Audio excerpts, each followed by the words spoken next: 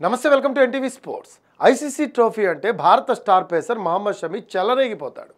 దాదాపు 14 నెలల తర్వాత ఇంగ్లాండ్తో టీ20 సిరీస్తో అంతర్జాతీయ క్రికెట్లోకి అడుగుపెట్టిన షమి ఛాంపియన్స్ ట్రోఫీ తొలి మ్యాచ్లోనే 5 వికెట్ల ప్రదర్శన చేశాడు.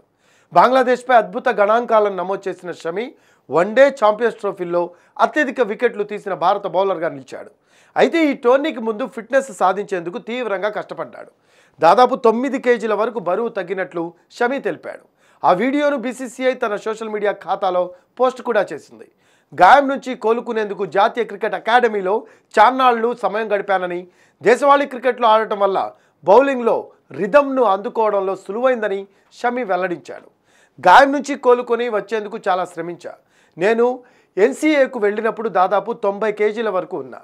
నేనెప్పుడూ రుచి కోసం తినాలనుకోను, అలాగే ఎక్కువగా స్వీట్లు తినను. అలాంటి వాటికి చాలా దూరంగా ఉంటా. ఇక బిర్యానీ విషయంలోనే కొంత ఆందోళన ఉండేది, కానీ అప్పుడప్పుడు చేసే చిట్ మీల్తో పెద్ద సమస్య ఉండేది కాదు. నేను 2015 నుంచి రోజుకు ఒక్కపూటే తింటున్నా. బ్రేక్ఫాస్ట్, లంచ్ చేయను, నేరుగా డిన్నర్ చేస్తా. ఇది మొదట్లో కష్టంగా అనిపించిన అలవాటైతే ఈజీ అయిపోతుందని షమి పేర్కొన్నాడు.